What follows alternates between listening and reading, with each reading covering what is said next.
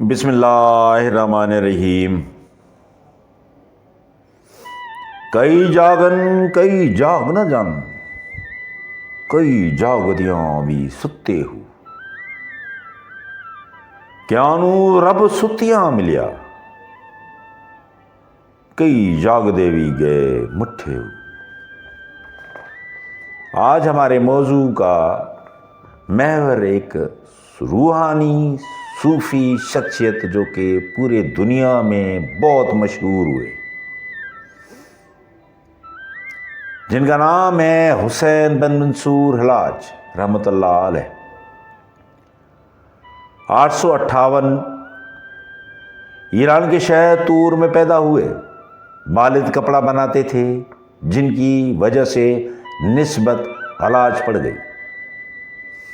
12 برس کی عمر میں قرآن حفظ کر لیا۔ بچپن ہی سے آیات کے باطنی معنی تلاش کرنے کا شوق تھا۔ 897 دوسرا حج کرنے کے بعد بحری جہاز کے ذریعے ہندوستان کا سفر اختیار کیا۔ ہندوستان میں انہوں نے ملتان اور منصورہ کا سفر کیا۔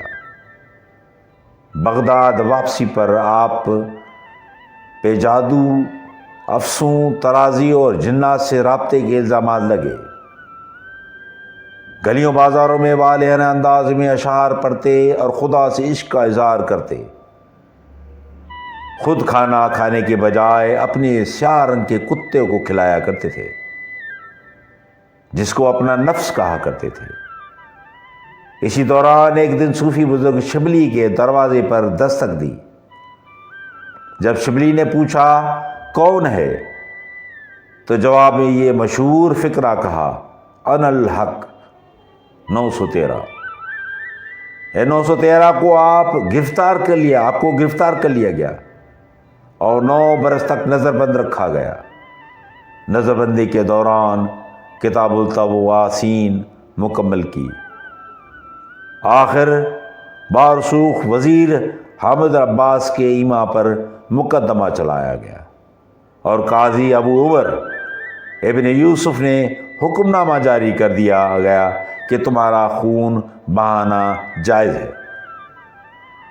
25 مارچ 922 عیسوی کی رات کو قید خانے سے ابن خفیف آ کر ملے اور پوچھا عشق کیا ہے؟ حلاج نے جواب دیا، کل خود دیکھ لینا۔ 26 مارچ 922 عیسوی تذکرۃ الاولیاء میں مرقوم ہے کہ جس وقت حضرت حسین بن منصور حلاج کی سنگساری شروع ہوئی تو آپ کی زبان پر یہ کلمات تھے کہ یکتا کی دوستی بھی یکتا کر دیتی ہے۔ حلاج کے کان ناک کاٹ دیے گئے۔ اس کی آخری کلام کے بعد اس کی زبان کاٹ دی گئی۔ پھر نماز شام کے وقت اس کا سر تن سے جدا کر دیا گیا۔ کہتے ہیں کہ موت سے پہلے منصور حلاج نے کہا، اے رب، اگر تو ان لوگوں کو بھی وہی کچھ دکھا دیتا جو میں دیکھ رہا ہوں تو یہ مجھے کیوں کبھی سزا نہ دیتے، اور اگر مجھ سے وہ چیز چھپا دیتا جو ان سے چھپا رکھی ہے تو میں کبھی انا الحق کا نعرہ نہ لگاتا۔ حضرت حسن بن منصور حلاج رحمۃ اللہ علیہ جب دار پہ چڑھائے گئے تو ان کا آخری کلام یہ تھا کہ حب الواحد افراد الواحد لا۔ محب کے لیے یہ کتنا خوشی کا مقام ہے کہ اپنی ہستی کو راہ محبت میں فنا کر دے اور نفس کا اختیار محبوب کے پانے میں صرف صرف کر کے خود کو فنا کر دے۔ کشف المحجوب صفحہ نمبر 466۔ حضرت حسن بن منصور حلاج رحمۃ اللہ علیہ کی صدائے انا الحق اور اولیاء کرام کے تاثرات۔ ہم آپ کو اب کچھ اولیاء کرام کے ریفرنسز تاثرات بتائیں گے۔ ایک اور روایت کے مطابق جو کچھ یوں ہے کہ حلاج نے اپنے دونوں کٹے ہوئے خون آلود بازو اپنے چہرے پر ملے اور ان کا چہرہ خون سے دہکنے لگا۔ جب ان سے پوچھا گیا کہ آپ ایسا کیوں کر رہے ہیں تو کہنے لگے، میرے جسم کا بہت خون بہہ چکا ہے جس سے میرا چہرہ زرد پڑ گیا ہوگا۔ میں نے اپنے چہرے کو سرخ اس لیے کیا تاکہ لوگ یہ نہ سمجھیں کہ میرا چہرہ کسی ڈر یا خوف سے پیلا پڑ گیا ہے۔ پھر لوگوں نے سوال کیا، آپ نے چہرہ تو سرخ کر لیا مگر اپنی کلائیوں کو خون سے تر کیوں کیا؟ جواب دیا کہ وضو کے لیے عشق میں 2 رکعت کی نماز ہے جس کا وضو صرف خون سے ہی ہوتا ہے۔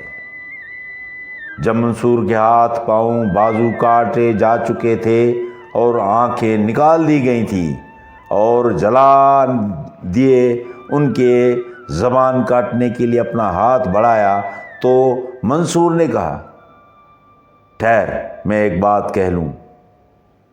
پھر آسمان کی طرف منہ اٹھا کے بولے، یا الہی اس تکلیف پر جو یہ مجھ پر تیرے لیے روا رکھے ہیں انہیں محروم نہ رکھنا، میں تیرے دیدار کے لیے آ رہا ہوں۔ اب جلاد نے حامد کے کہنے پر اس کا سر کاٹنے کے لیے اپنا ہاتھ اٹھایا، ساتھ ہی حلاج نے یہ کلمات ادا کیے، واجد کے لیے اتنا کافی ہے کہ وہ تیرے ساتھ ایک ہو جائے، میں تیرے دیدار کو آ رہا ہوں۔ حلاج کا کٹا ہوا سر نیچے آن گرا، اس کے جسم کو تیل سے تر کر دیا گیا اور پھر آگ لگا دی گئی۔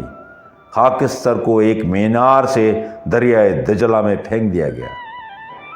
علامہ حضرت زکریا قزوینی لکھتے ہیں، جب انہیں پھانسی دینے کے لیے لے جانے لگے تو انہوں نے ایک حاجب کو بلایا اور کہا، جب مجھے جلایا جانے لگے تو دجلہ کا پانی چڑھنا شروع ہو جائے گا اور قریب ہوگا کہ پانی بغداد کو غرق کر دے۔ جب تم یہ منظر دیکھو تو میری راکھ پانی میں ڈال دینا تاکہ پانی ساکت ہو جائے۔ جب انہیں پھانسی دی گئی اور جلایا گیا تو دجلہ میں طغیانی آ گئی، حتیٰ کہ خطرہ پیدا ہو گیا کہ بغداد غرق ہو جائے گا۔ تو خلیفہ نے کہا، کیا تمہیں پتہ ہے کہ منصور حلاج نے اس بارے میں کچھ کہا تھا؟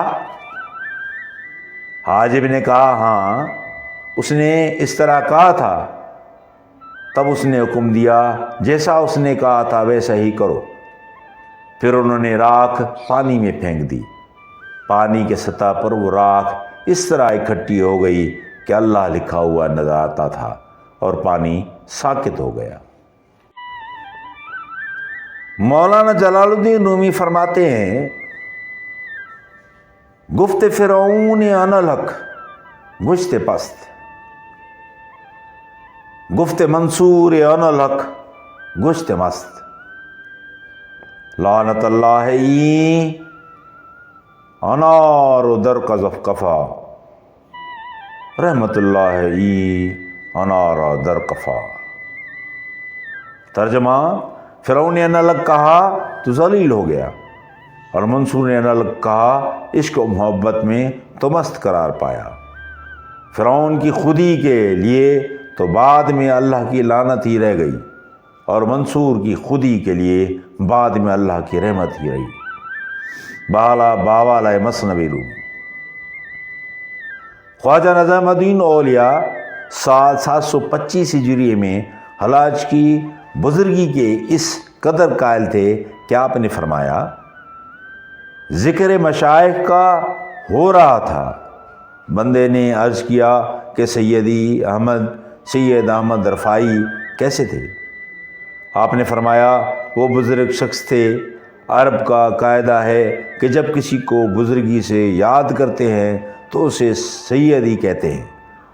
وہ شیخ حسن بن منصور حلاج کے زمانے میں تھے جب کہ ان کو جلایا گیا اور ان کی خاک دجلہ میں ڈالی گئی۔ سیدی احمد نے ذرا سی خاک اس میں سے تبرکات اٹھا کر کھا لی تھی۔ یہ ساری برکتیں اسی سبب سے انہیں حاصل تھیں۔ بہوالائے فوائد الفواد ملفوظات نظام الدین اولیاء صاحب، مرتبہ خواجہ حسن دہلوی، 471۔ احمد رضا خان بریلوی سے سوال کیا گیا کہ منصور تبریز سرمد نے ایسے الفاظ کہے جن سے خدا یہ ثابت ہے لیکن وہ ولی اللہ گنے جاتے ہیں۔ اور فرعون، شداد، حامان، نمرود نے دعویٰ کیا تھا تو مخلد اور منار ہوئے۔ اس کی کیا وجہ ہے؟ آپ نے جواب دیا کہ ان کافروں نے خود کہا اور ملعون ہوئے، اور منصور نے خود سے نہ کہا بلکہ منصور میں اس مالک نے کہا جسے کہنا شایان ہے، اور آواز بھی انہی سے مسموم ہے، جیسے کہ حضرت موسیٰ علیہ السلام نے درخت سے سنا، انی انا اللہ، میں ہوں رب اللہ سارے جہاں کا۔ تو کیا یہ درخت نے کہا تھا؟ نہیں، بلکہ اللہ نے کہا تھا۔ بھائین، ایسے ہی منصور جیسے صوفی یوں ہی اس وقت شجر موسیٰ ہوتے ہیں۔ تیرا تن روح سے ناچنا ہے، عجب کیا آہ تیری نارسا ہے، تنے بے روح سے بیزار ہے حق، خدائے زندہ زندوں کا خدا ہے۔ حضرت علی کرم اللہ وجہ الکریم نہج البلاغہ میں فرماتے ہیں، کیا تم خود کو ایک معمولی سی مخلوق تصور کرتے ہو، حالانکہ تمہارے وجود کے اندر ایک عالم اکبر سمایا ہوا ہے۔ اب لفظ و بیان سب ختم ہوئے، اب لفظ و بیان کا کام نہیں، اب عشق ہے خود پیغام اپنا، اور عشق کا کچھ پیغام نہیں۔ دعاؤں کو طالب، شکریہ۔ یزید پر برو کان پسند